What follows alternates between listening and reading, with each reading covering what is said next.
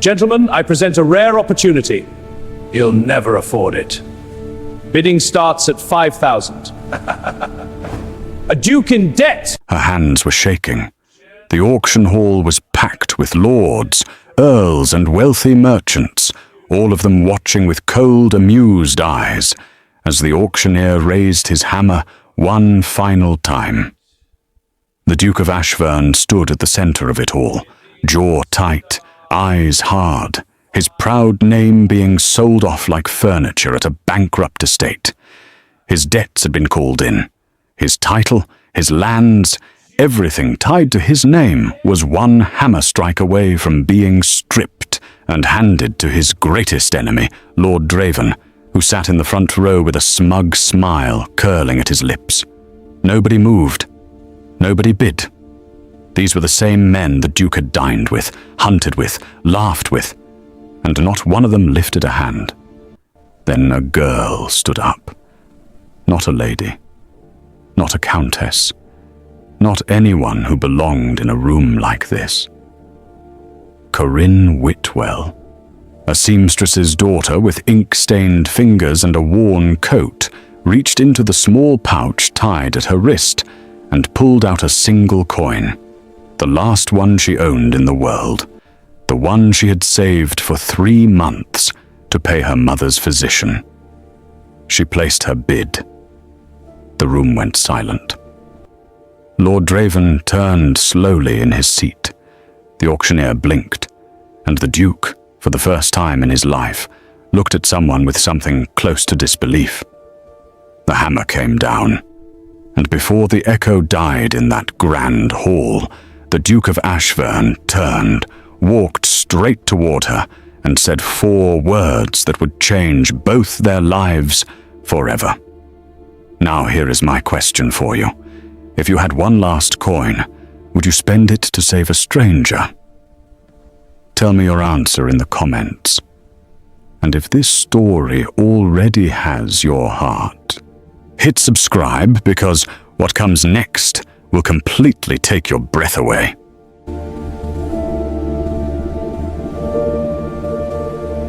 The hammer came down, and Corinne Whitwell's whole world cracked open.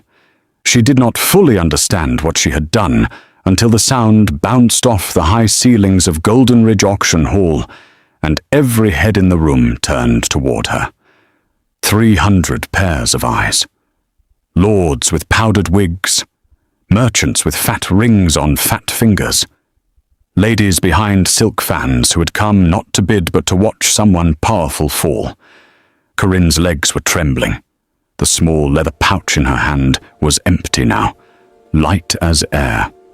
3 months of pre-dawn sewing, pricked fingers, burned candles, skipped meals.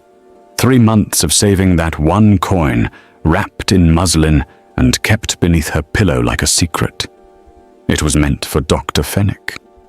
Meant for her mother, who had been coughing since February, and whose color had not been right since the frost came in. Or she had spent it on a duke she had never met. She had not even planned to enter the hall. She was cutting through Golden Ridge Lane to deliver a mended gown when she heard the crowd.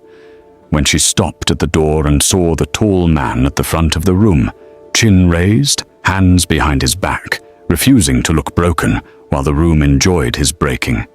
Something in her chest moved. Not slowly, violently, like a door kicked open from the inside. He had not begged. He had not flinched. He simply stood there and let them try to make him small. Corinne, who had spent her whole life being made to feel small, understood that without needing a single word. So she bid. Now she stood in the most expensive room she had ever entered, empty-handed and breathless, and the Duke of Ashverne was walking toward her. He was taller than he appeared from across the room.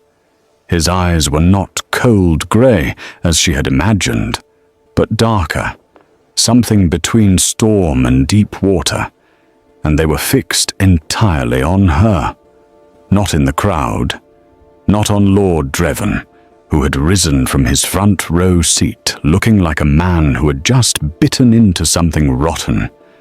Not on the auctioneer nervously shuffling papers, only on her.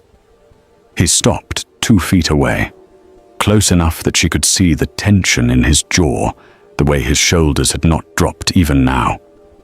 "Your name," he said, quiet, controlled, like a fire that had chosen, for now, not to burn. "Corinne Whitwell." "Why did you do that?" She lifted her chin. "Because no one else was going to." Something shifted in his expression. Small, barely there, but real. "Ashverne." Lord Draven's voice came from behind, the smooth and sharp at once, like a blade in velvet. "The bid was irregular. The girl has no standing here. I will be speaking to the committee." The Duke did not turn around. "You will do whatever you like, Draven. You always have." Then he took Corinne's empty hand in both of his hands and said clearly, with his full title behind every word, "Miss Whitwell is under my protection. Anyone with a complaint may bring it to my solicitor on Carver Street." He looked at the auctioneer. "The bid stands." The auctioneer looked at Draven, then at the Duke, then stamped his ledger with the energy of a man who wanted to be anywhere else. "The bid stands." Draven did not shout. Men like him never did. But the look he sent across that hall, first to the Duke, and then, slowly, to Corinne, said everything. It said this was not finished, that he had a long memory and a longer reach, that she had just made herself a dangerous enemy. Corinne felt it land on her like cold water. She did not look away. The Duke guided her out with one hand placed lightly at her elbow. Outside, the evening air was sharp. Lanterns flickered. A polished black carriage waited at the curb. 2 large, capable-looking men fell silently into step behind them. Corinne stopped. "I need to go home. My mother is unwell." "You'll be home within half an hour," said the Duke. "But Draven has men watching this street. Get in the carriage." She looked across the road and found, now that she was looking, a figure pressed into a shadowed doorway. She got in. The Duke sat across from her. The carriage moved. Lantern light slid past the windows in long amber stripes. Neither of them spoke for a moment. "Well, you said 4 words to me," Corinne said finally, "in the hall, before you turned. What were they?" He looked at her steadily. "You heard them. I want to hear them again." A pause. Something moved behind his eyes. Then, quietly, he said, "You belong to me now." The wheels rattled over cobblestone. Corinne's heart did something completely unreasonable. "That is not how people work," she said carefully. "No," he agreed, "but it is how I work. I do not mean it the way Draven would. I mean that you placed yourself in danger for me tonight. I do not leave debts unpaid, and I do not abandon people who act on my behalf. I am not in danger." "You made an enemy of Lord Draven," he said flatly. "That means you are in danger, whether you believe it or not." She wanted to argue. She was very good at arguing. But the flat certainty in his voice made every argument feel thin. "Who are you?" she asked instead. "I know your title. I do not know you." "Calder," he said. "Calder Ashverne, 31 years old. 2 estates, 1 mortgaged to a man I despise, 3 horses, and 1 very inconvenient debt of honor to a seamstress's daughter from the East Quarter." A pause. "And you?" Despite the fear still cold in her stomach, despite the thought of her mother waiting and the weight of the coin she would never get back, Corinne almost smiled. "Corinne Whitwell, 23, 1 mother, 1 sewing room, no horses, and apparently one very inconvenient Duke. Something moved at the corner of his mouth. Not quite a smile, but the shape of where a smile might go, if he ever let himself get that far. The carriage slowed. Outside was Willett Street, the apothecary lamp, the crooked chimney of the building she and her mother had shared for 11 years. She reached for the door. "Miss Whitwell." She paused. "Tomorrow morning a letter will arrive. Read it before you decide anything." "Decide what?" He held her gaze. "Whether to let me protect you, or face what comes next, alone." She stepped into the night without looking back, already knowing she was going to read that letter. The letter arrived at 7 in the morning, carried not by a postal boy, but by a serious young footman in a pressed coat who handed it over with both hands and waited. Corinne's mother, Agatha Whitwell, stood in the doorway of the back room, wrapped in a shawl, watching with bright, curious eyes that missed nothing. She had been a seamstress for 30 years.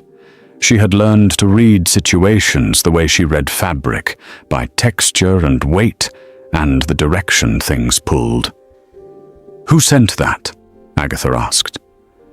"Someone I met yesterday," said Corinne, breaking the wax seal. "Someone with a crest on their wax?" Corinne did not answer. She read. The letter was not long. Calder Ashverne did not waste words on paper any more than he wasted them in conversation.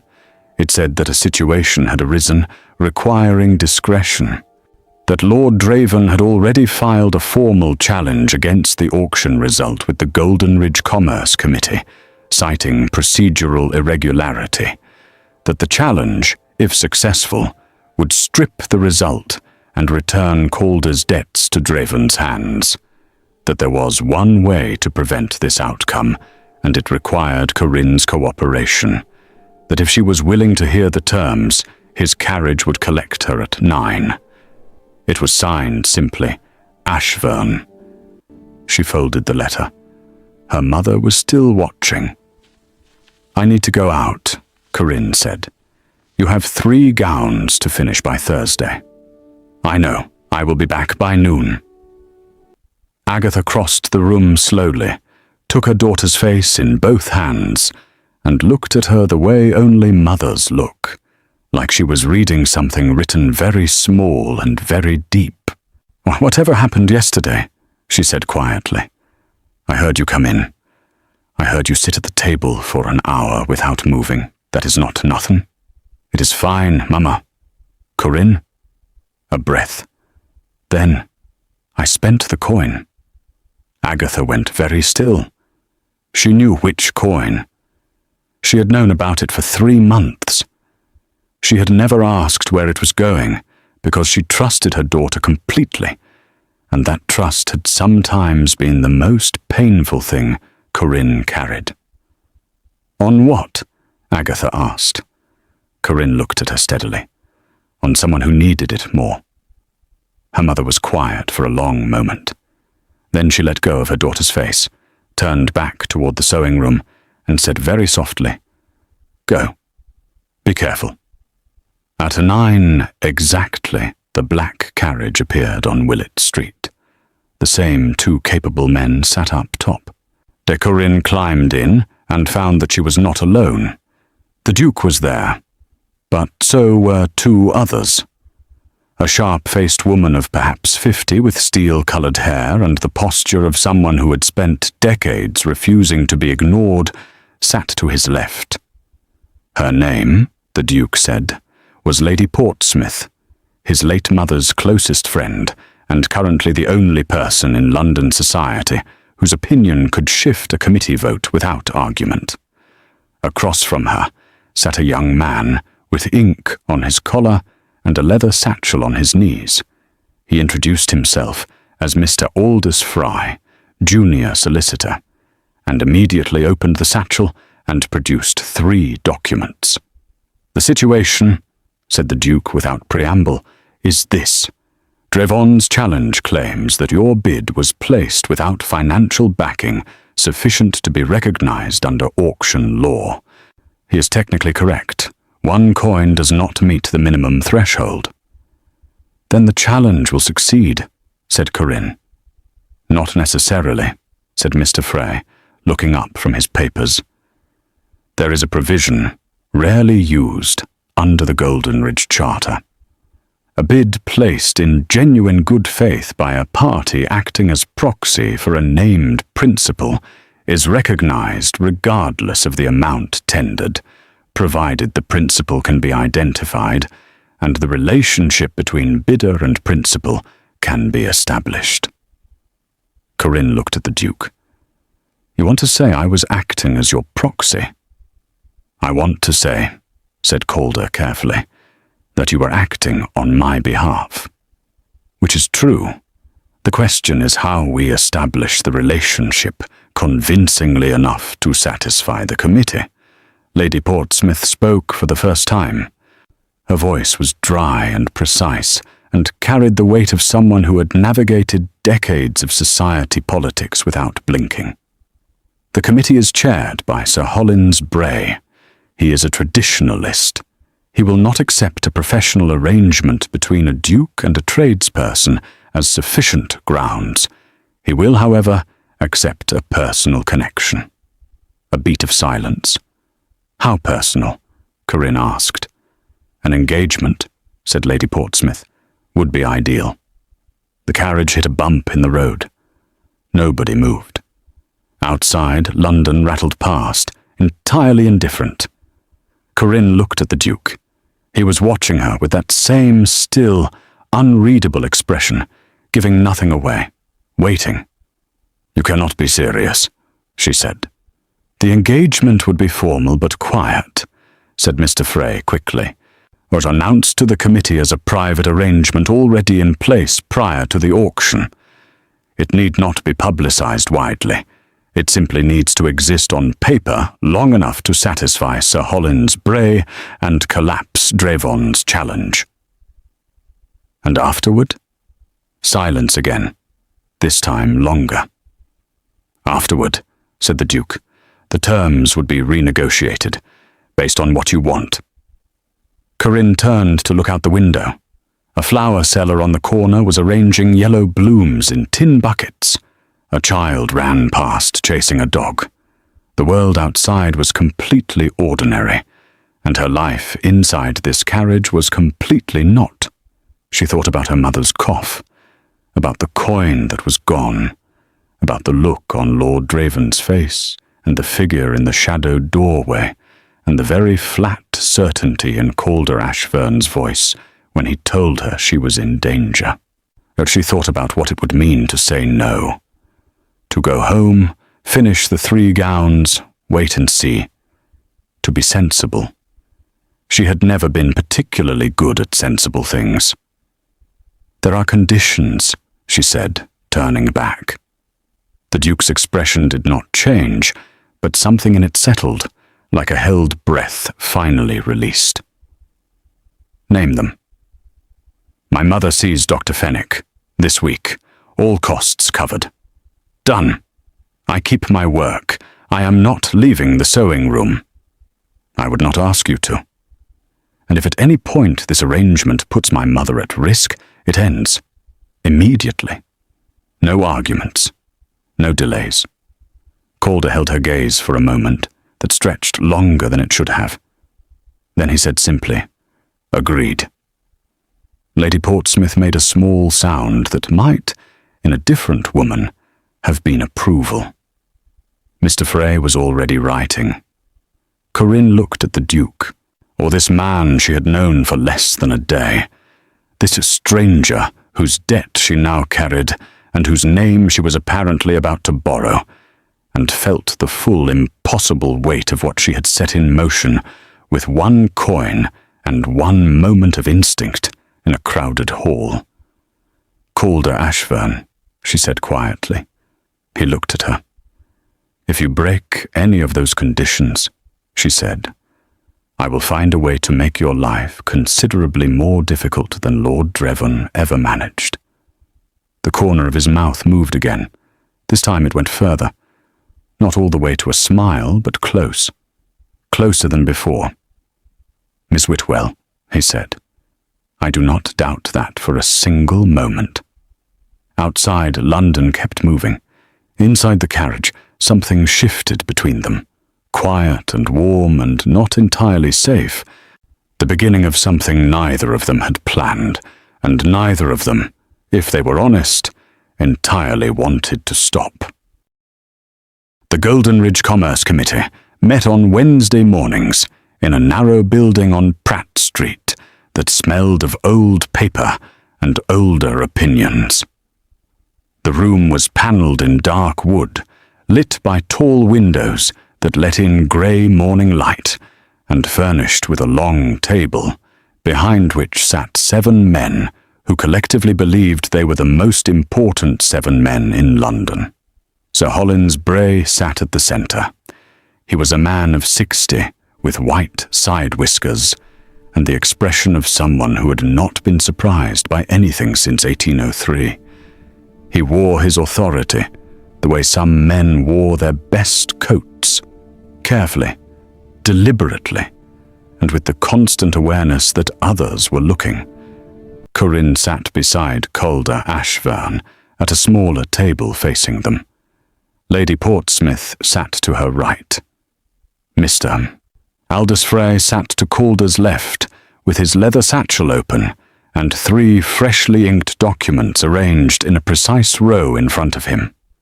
Across the room, Lord Draven sat with his own solicitor, a tall, thin man named Mr. Wick, who had the look of someone who had spent his entire career finding loopholes and enjoyed it very much. Corinne had worn her best dress. It was not remarkable.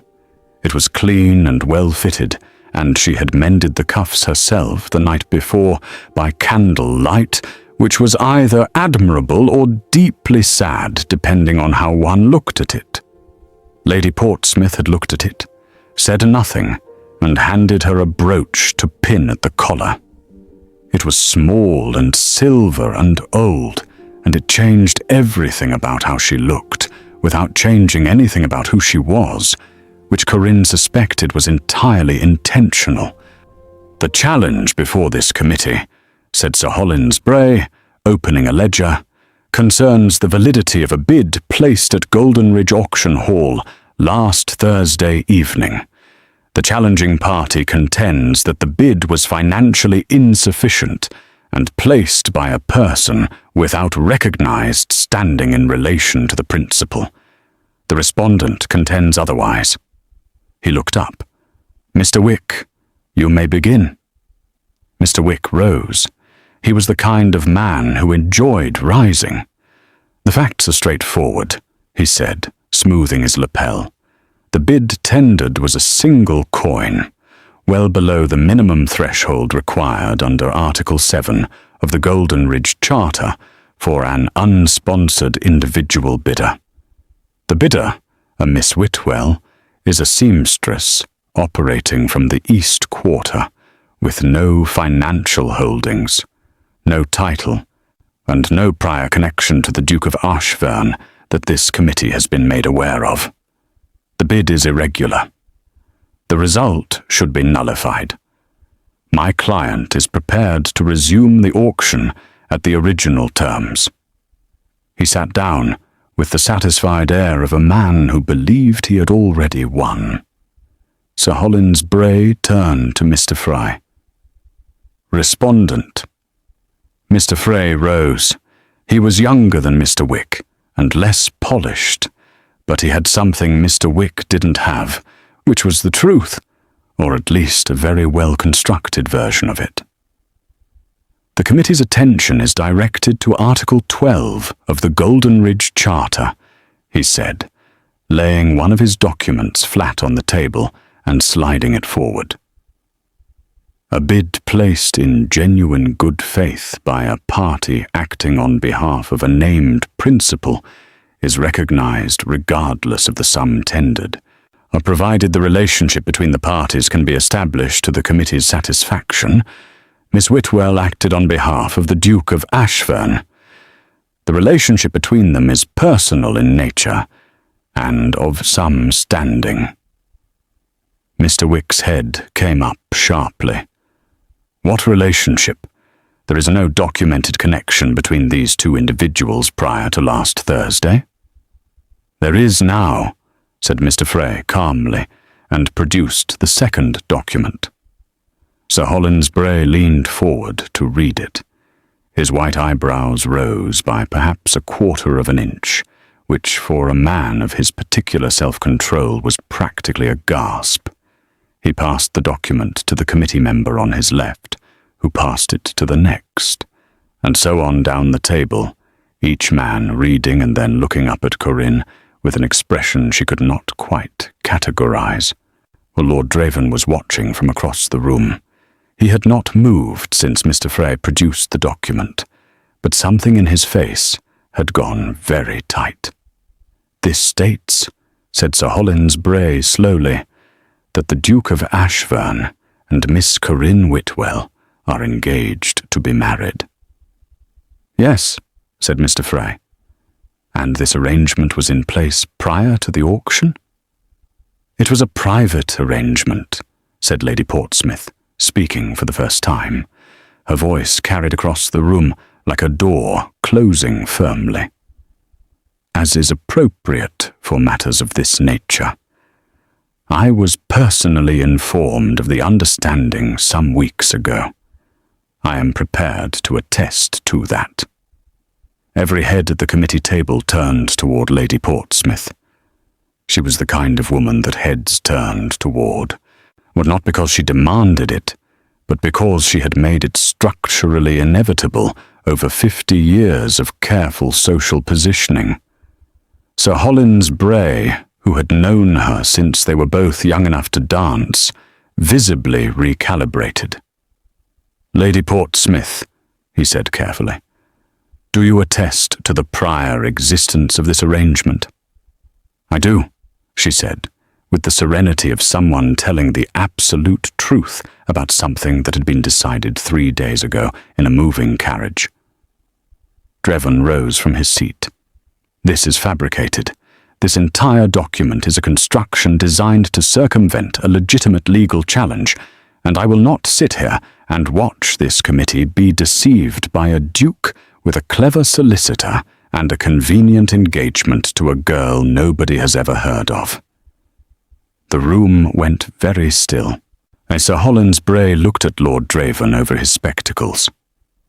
"My lord," he said, with the precision of a man filing something away for later, "you will resume your seat, or you will leave this room. Those are the options available to you." Draven sat, but his eyes found Corinne across the room and stayed there, and the message in them was colder and harder than anything he had said out loud. Corinne did not look away. She had decided, somewhere between Willett Street and this chair, that looking away was something she was going to stop doing entirely. Sir Hollins Bray conferred quietly with the men on either side of him. Then he straightened.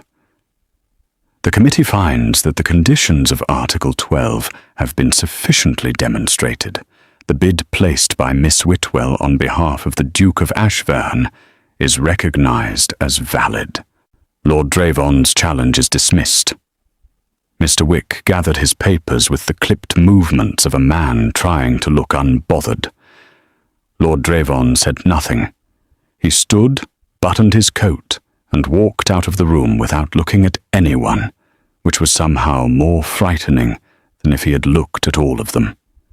Outside, on the steps of the Pratt Street building, London went about its business in every direction. Carriage wheels on stone, a vendor calling out prices, pigeons on the ledge above the door. Mr. Frey was already repacking his satchel. Lady Portsmouth was pulling on her gloves with the brisk efficiency of a woman with 3 more appointments before lunch. Calder stood beside Corinne, and for a moment neither of them spoke. "It worked," she said. "Yes." Drevin looked at me like he was memorizing my face. He was. A pause. "Oh, I want to move your mother." Corinne turned. "What?" "Not permanently. Temporarily. Drevin knows your address now. He will not act immediately. He is too careful for that. But within the week, he will begin looking for leverage. Your mother is the most obvious leverage available to him." Corinne felt something cold move through her chest. "Where would you move her?" "There is a house on Mercer Lane. It belongs to my estate. It is staffed, comfortable and quiet. Dr. Fennick has consulting rooms 2 streets away." He paused. "She would be safe there. She will not like being moved." "No," he said, "but she will like it considerably more than the alternative." Corinne looked at the street. She thought about her mother's shawl and her bright, watchful eyes, and the way she had simply said, "Go. Be careful," of the way she always trusted without demanding explanation. The thought of anything reaching her mother because of a choice Corinne had made in an auction hall made something fierce and protective rise up in her chest and push everything else aside. "I will talk to her tonight," she said. Calder nodded, and then, quietly, as if he had been thinking about it for a while, and had only now decided to say it, he said, "You did well in there." Corinne glanced at him. "I only sat there." "You sat there like you had every right to be sitting there," he said. "In that room, facing those men under Drevin. That is not a nothing. Most people with far more practice would have flinched." She was quiet for a moment. Something in the observation settled warm in her chest in a way she had not expected and was not entirely sure what to do with. "I learned a long time ago," she said carefully, "that the moment you flinch is the moment they decide they were right about you." He looked at her then, really looked, with that deep water attention that she was beginning to recognize as the way he looked at things he was trying to fully understand. "Who taught you that?" "Life," she said simply. "Mostly life." Lady Portsmouth appeared at her elbow. "I will call on you Thursday, Miss Whitwell. We must discuss how this engagement is to be presented socially. Quietly or not, people will talk, and it is better to shape the conversation than to chase it." She looked at Calder. "You will behave like a man who is sincerely attached, not like a man managing a situation. Oh, there is a difference, and people will see it." Calder looked at his mother's oldest friend with an expression that was difficult to read. "I am aware," he said. Lady Portsmouth's sharp eyes moved between them once, quickly, and something in her expression shifted in a way that she immediately controlled. "Good," she said. Then she was gone, heels clicking down the stone steps with absolute authority. Mr. Frey shook Corinne's hand, reminded Calder of a follow-up filing required by Friday, and hurried off in the other direction. And then it was just the two of them on the steps, with London moving around them, and the morning getting brighter, and the strange, fragile new shape of their arrangement sitting between them like something neither one of them quite knew how to carry. Agatha Whitwell did not take the news quietly. She listened. She sat in her chair by the sewing table, with her hands folded and her face composed, and she listened to every word Corinne said, from the auction to the carriage, to the committee room, to the house on Mercer Lane. She did not interrupt. She did not make a sound. And when Corinne finished, she was quiet for a long time. Then she said, "You told a room full of officials that you are engaged to a duke." Yes. A duke you met 4 days ago? Yes. To save a legal result that you caused by spending our physician's coin. Corinne winced when you say it like that. How would you like me to say it? But her mother's voice was not angry. It was something closer to exhaustion, and something closer still to the particular tenderness of a woman who had raised a daughter exactly like herself, and could not quite decide whether to be proud or terrified. "It is temporary," said Corinne. "The engagement is a legal formality. Once Drevon's position is fully weakened, it dissolves quietly. And the house on Mercer Lane is safe and close to Dr. Fenwick." Agatha looked at her hands. "You spent the coin, Corinne. I know. I was not angry about it. I want you to know that. I was never angry about it." She looked up. "I just want to know that you know what you are walking into.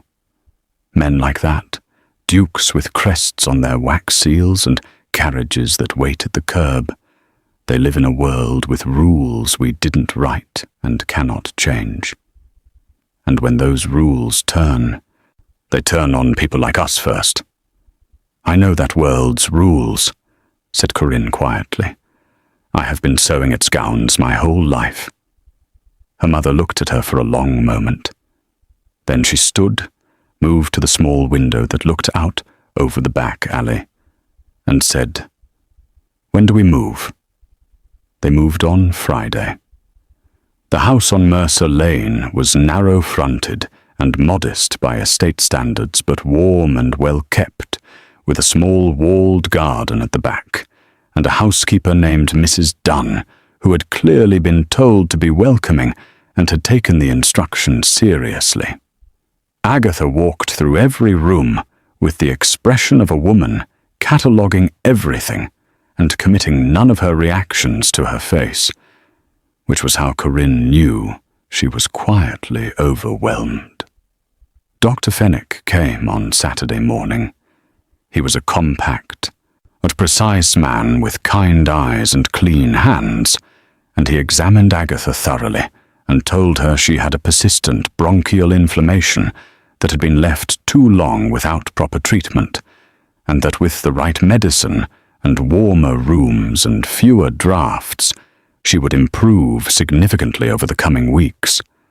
He left a prescription and a follow-up appointment, and did not mention payment, which meant the Duke had already arranged it, which Corinne added silently to the list of things she was keeping track of.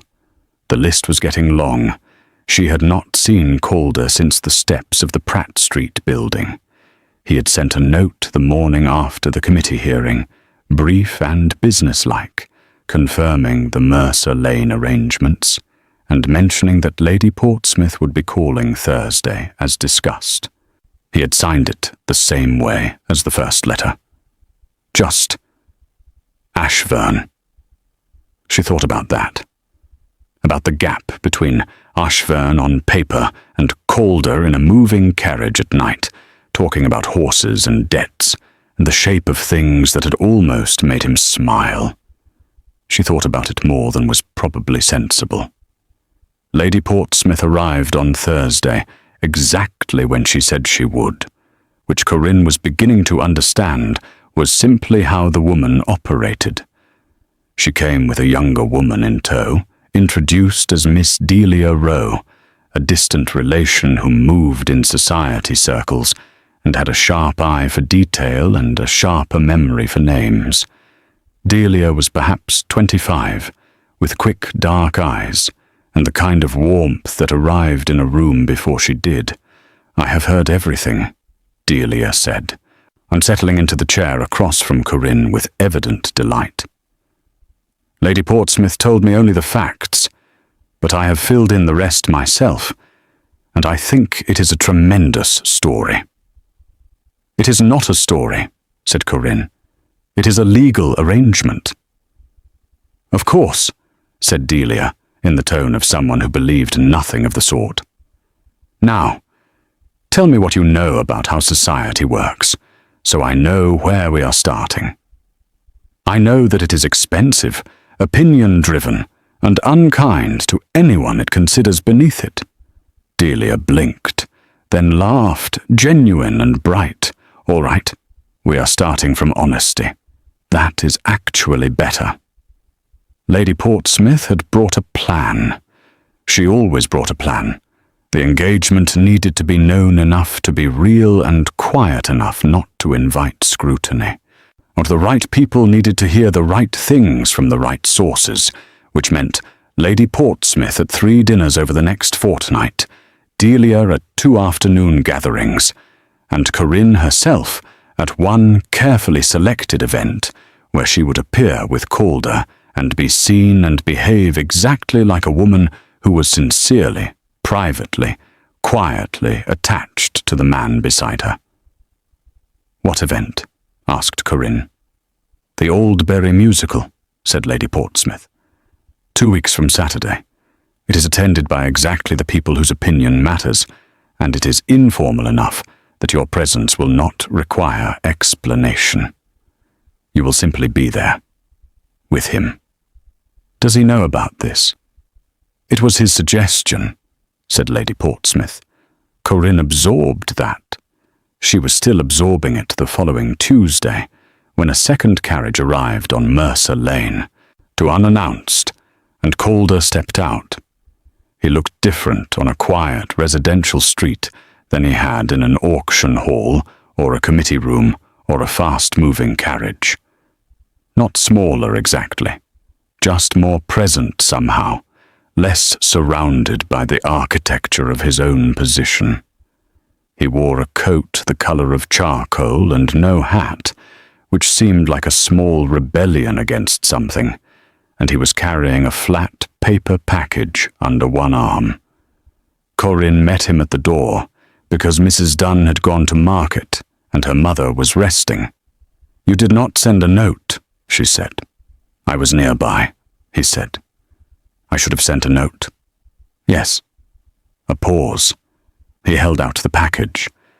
"This is for you. It is not a gift. It is a practical item required for the Oldbury event." She took it. Inside was a pair of gloves, cream-coloured, soft, very clearly expensive. Or she looked at them for a moment and then looked at him. "I told you I am keeping my work," she said. "You are keeping your work. The gloves are for 1 evening. You could have sent these." "Yes." He did not elaborate on why he had not. She stepped back from the door. "Come in. I will make tea. It is the only thing I can offer you that this house actually has enough of." He came in. He sat at the small table in the front room while she made tea in the kitchen, and did not seem uncomfortable with the plainness of his surroundings, the way she had half expected him to.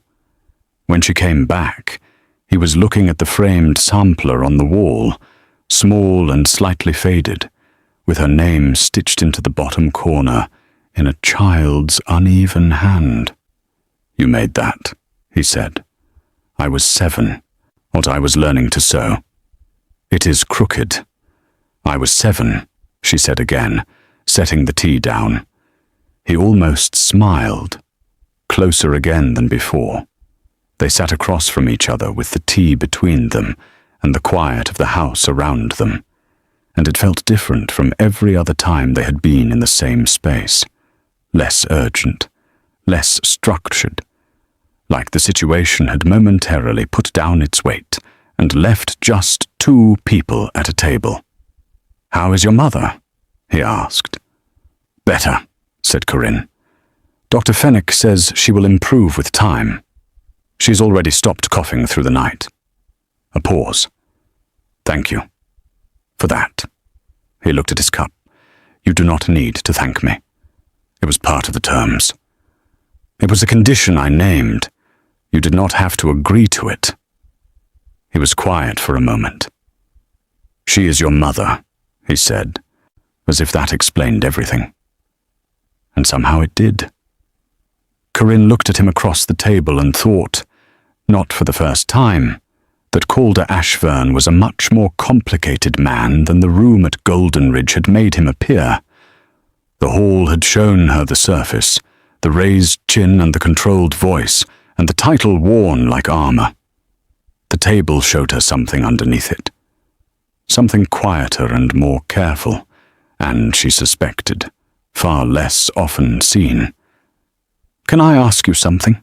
she said. "You are going to regardless.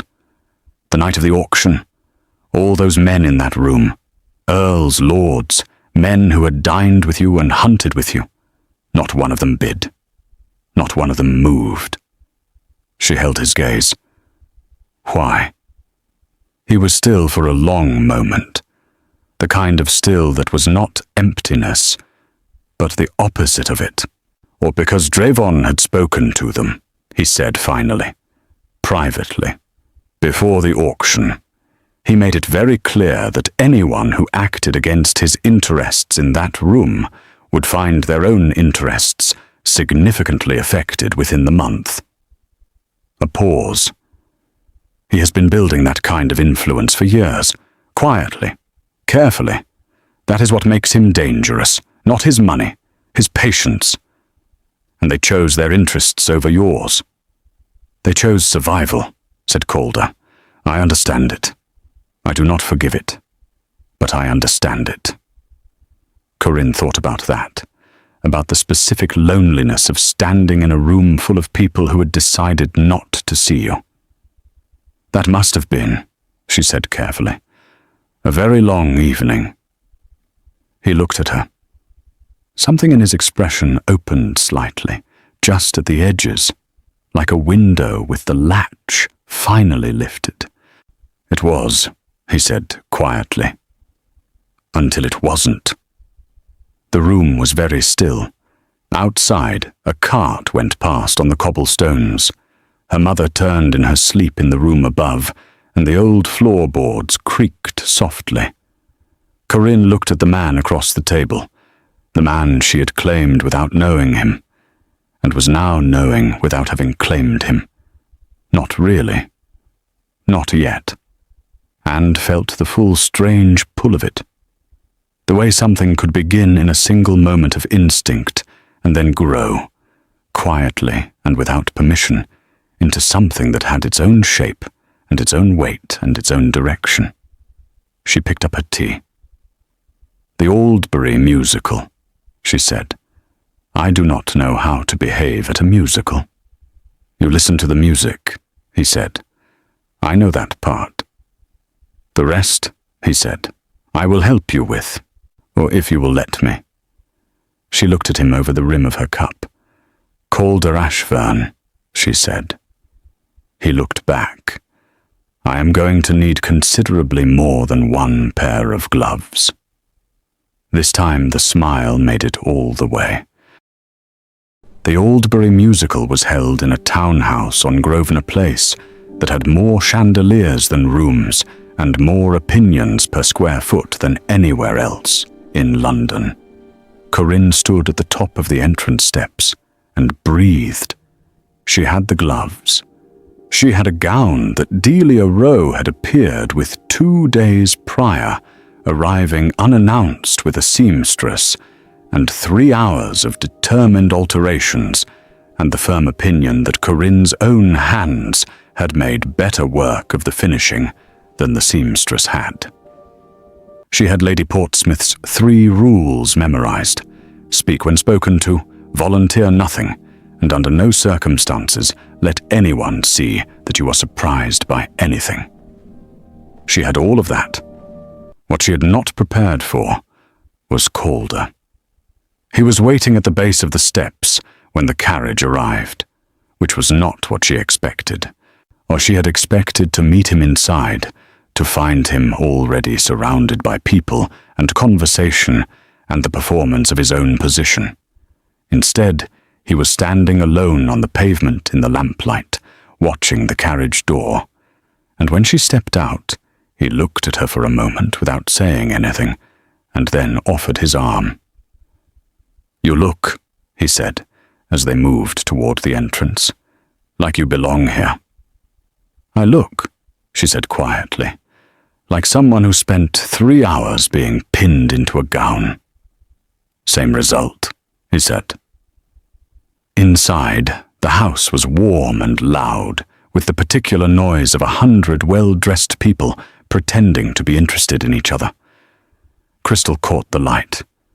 Silk rustled. A quartet played something delicate in the far room that nobody was fully listening to. People noticed them immediately, but Corinne felt it before she saw it, the slight shift in the room's attention, conversations pausing at the edges, heads turning with the practiced subtlety of people who had been trained never to stare, and stared constantly. Calder moved through it like a man who had been navigating this particular current his entire life.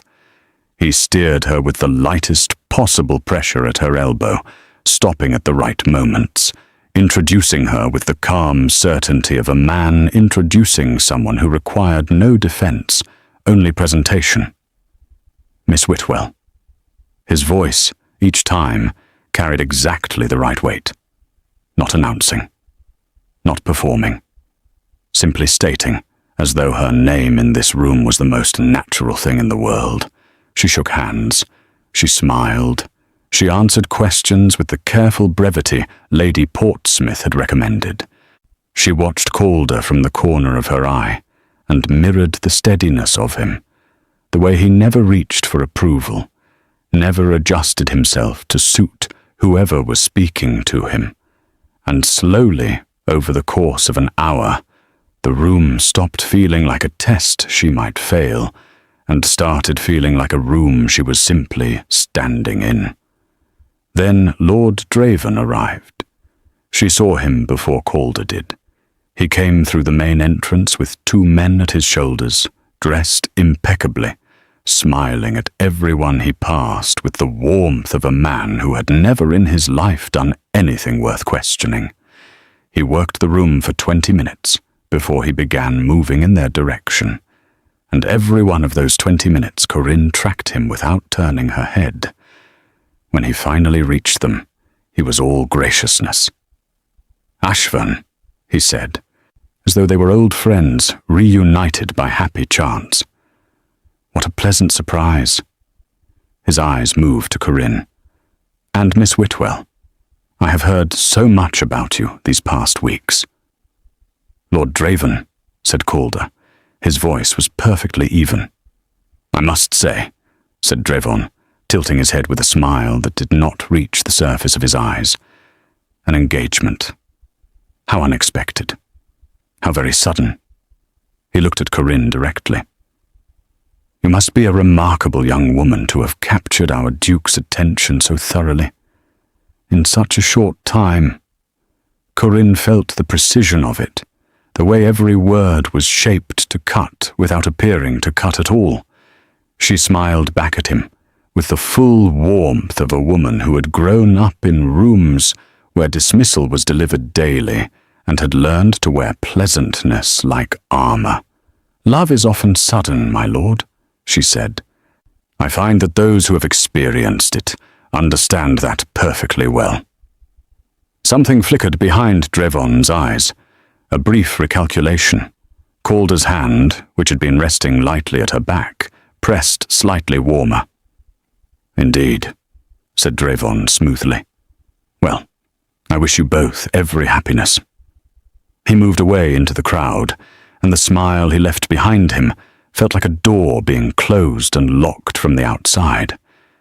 Delia appeared at Corinne's elbow from nowhere. "That was magnificent," she whispered.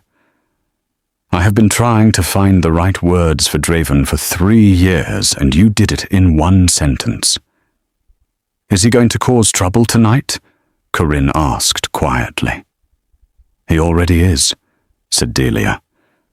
"He has been speaking to Sir Harman Glyde for the past 10 minutes. Glyde writes the society column for the Kensington Courier. Whatever Draven tells him tonight will be in print by Thursday." Calder had heard. He said nothing for a moment, then turned to Corinne. "Walk with me." They moved away from the main room, through a connecting corridor, and into a smaller sitting room where the music from the quartet was muffled and the crowd had not yet reached. 2 candles burned on the mantel. Outside the window, the garden was dark and still. Corinne turned to face him. He is going to print something damaging? Probably. About me, specifically. About both of us. But yes, you more so. He knows that attacking my title directly has limits. Attacking your credibility does not. He looked at her steadily. I need you to know that whatever is printed, I will not step back from this arrangement. I want that to be clear before it happens. She looked at him, but the candlelight was doing something to the angles of his face, softening the controlled edges, making him look less like a duke managing a situation, and more like a man standing at the edge of something he had not entirely planned for. Why? She asked. The committee ruled in your favor. Drevon's legal challenge is gone. You are protected.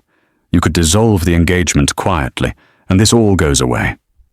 It does not all go away, he said. You are still a target. The moment this engagement ends, you lose whatever protection the association provides. Drevon will know that. He will move within the week. So this is still about the debt. He was quiet for a moment. A long moment. The candle nearest her flickered in a draught from the window. No, he said. It stopped being about the debt some time ago. The room was very still. Corinne felt her breath catch somewhere in the middle of her chest and stayed there. She looked at Calder Ashverne, this impossible, inconvenient man, and felt the full weight of every moment that had led here. The coin, the hammer, the carriage, the tea, the crooked sampler on the wall, and the almost smile that had finally arrived at the table in Mercer Lane. Calder, she said. Do not tell me it is complicated, he said quietly. I am aware that it is complicated. I am asking you not to use that as the reason. What reason should I use? None, he said. I would prefer none. She looked at him for a long moment. Then she said very quietly, The Oldbury Musical is a terrible place for this conversation. I know, he said. I have been having it in my head since the tea on Mercer Lane, and I have run out of better locations. Despite everything, despite Drevon somewhere in the next room, and the society column, and the complicated fragile shape of all of it, Corinne smiled. Fully. Without managing it or measuring it, just let it happen. Calder looked at that smile like a man seeing weather change. Come, she said, moving toward the door. We should go back before Delia panics and does something helpful. He caught her hand before she reached the door. Just her fingers, loosely, the way he had taken her empty hand in the auction hall, except this time there was nothing empty about it.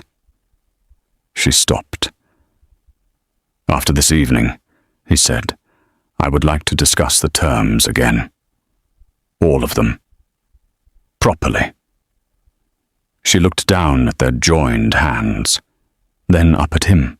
All right, she said. Properly. They walked back into the warm noise of the party, and nobody who saw them together for the rest of that evening had any difficulty at all believing that the engagement was entirely, completely, sincerely real. The article appeared in the Kensington Courier on Thursday morning, exactly as Delia had warned. It was careful. Drevon was too clever to be obvious. It did not name Corinne directly as a fraud or an opportunist. It simply raised questions in the elegant, insinuating way that society columns had perfected over centuries. Questions about the suddenness of certain attachments, about the curious timing of a bid placed by an unknown young woman of no particular standing, about what exactly a seamstress's daughter might bring to a ducal household beyond novelty. Corinne read it at the kitchen table on Mercer Lane, with her tea going cold beside her. Her mother read it over her shoulder and said nothing for a moment. Then she said, "Burn it. It will not unprint itself." "No," said Agatha, "but you do not have to keep looking at it." Corinne folded the paper and set it aside, and thought about the conversation in the small sitting room at the Aldbury Music Hall. About Calder's voice, saying it stopped being about the debt some time ago. About her own hand in his, and the word properly, and the way the entire complicated structure of the past weeks had shifted slightly on its foundations, not collapsing, just rearranging itself into a different shape. The note arrived an hour later. Calder's handwriting, direct as always. It read, "I have seen the column. Come to Ashverne House at 2. Bring Lady Portsmouth if she is available. There is something I should have done 3 days ago, and I intend to do it today." Lady Portsmouth was available. She was always available when something important was happening, which Corinne suspected was not coincidence. Ashverne House was larger than Corinne had imagined, and considerably less intimidating than she had prepared for. It was a serious house, well-proportioned and quietly grand, the kind of building that did not need to announce itself. A butler named Graves met them at the door with the practiced warmth of a man who had spent decades making people feel that arriving here was the most natural thing they had ever done. Calder was in the study with 3 people Corinne had not met. He made introductions quickly. Mr. Prentice Hollowell, his primary solicitor, a broad-shouldered man with reading spectacles pushed up on his forehead. Mrs. Octavia Strand, who wrote the opposing society column for the Mayfair Register, and had apparently been waiting for a reason to contradict the Courier for the better part of a year. And Lord Garvey, a committee member from the Golden Ridge hearing, who had, it turned out, a long-standing personal grievance against Lord Dreven, dating back 7 years, and the documented evidence to go with it. Corinne looked at the assembled room, then at Calder. "You have been busy," she said. "3 days," he said. As promised. What followed was 2 hours of the most purposeful conversation Corinne had ever sat inside. Mr. Hollowell laid out a formal complaint against Dreven, citing financial intimidation during the auction period, supported by signed statements from 2 of the lords who had stayed silent that Thursday night and had apparently, at once Drevon's grip on their livelihoods was sufficiently loosened, found their voices again. Lord Garvey added his documented evidence to the file, which concerned Drevon's manipulation of a land transaction in 1809 that had cost 3 families their properties. Mrs. Strand took notes with the bright, efficient energy of a woman who had found exactly the story she had been looking for. "This goes to the Commerce Committee next week," said Mr. Hollowell. "With Lord Garvey's support and these statements, Draven's committee connections will not be enough to stop a formal inquiry. His influence over the auction houses, the lending arrangements, all of it comes under examination."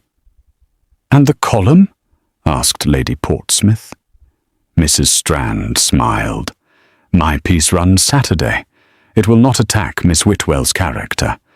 It will simply tell a different story, a more accurate one. A young woman of extraordinary courage and integrity who acted at considerable personal cost to prevent the legal destruction of a peer of the realm, and who has, by all accounts, conducted herself with more grace under pressure than most of the titled individuals in this city. She looked at Corinne. "If you are willing to speak with me briefly before I finish the piece, it will be considerably stronger." Corinne thought of her mother reading the courier column over her shoulder and saying, "Burn it." She thought of 3 months of pre-dawn sewing and 1 coin wrapped in muslin, and the specific look on Draven's face when the hammer came down and his plan came apart at the seam. "Yes," she said, "I am willing." When the others had filed out an hour later, Corinne and Calder were left in the study alone for the first time since the musicale. The afternoon light was long and golden through the tall windows. The fire had burned low.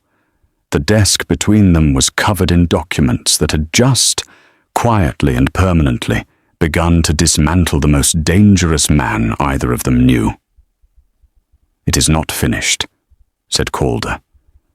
"Draven will not accept this without a response. There will be more."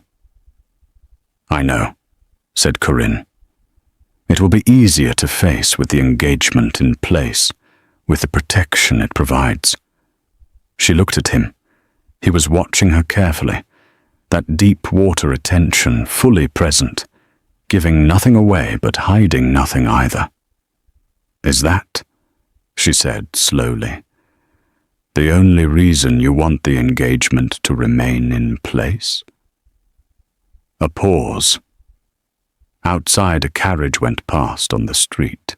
Also, a door closed somewhere deep in the house. The fire shifted and settled. "No," he said.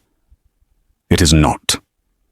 He came around the desk then, not quickly, not dramatically, just directly, the way he did everything, and stopped in front of her close enough that she had to look up slightly to meet his eyes. "I told you in the carriage that you belong to me," he said. "You told me that is not how people work." "I remember." "You were right," he said.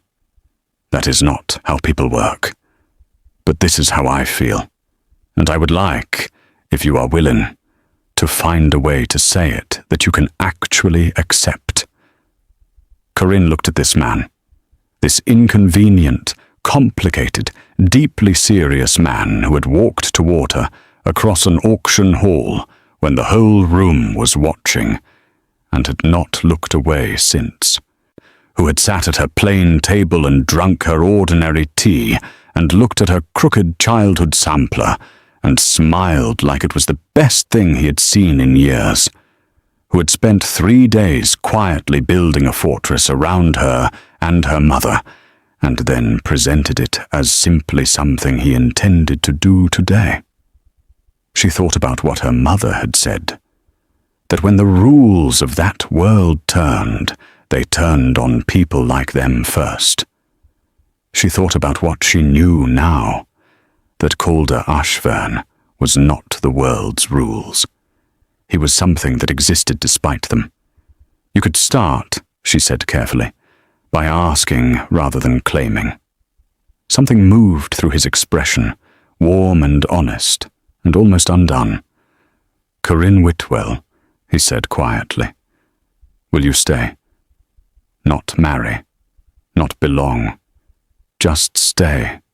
The simplest possible word for the largest possible thing. She felt it settle in her chest like something that had been looking for that exact place to land. "Yes," she said. "I will stay." He reached out and took her hand, the same hand he had taken in the auction hall when it was empty and shaking, and she had nothing left in it. Now it was steady. Now she held it back. Outside, London moved on in every direction, loud and indifferent, and entirely unaware that in a quiet study on Ashverne Street, a seamstress's daughter and a duke had just found their way to something that had started with 1 coin, 1 moment, 1 impossible instinct in a crowded hall. And it was real, all of it. More real than either of them had planned for. and more beautiful than either of them had dared to expect. If this story moved something in you, tell us in the comments which moment changed everything for you. Was it the coin, the carriage, or that final quiet yes? Drop your answer below, and if you are watching this for the first time, please hit the subscribe button. There is so much more where this came from, and you do not want to miss a single word.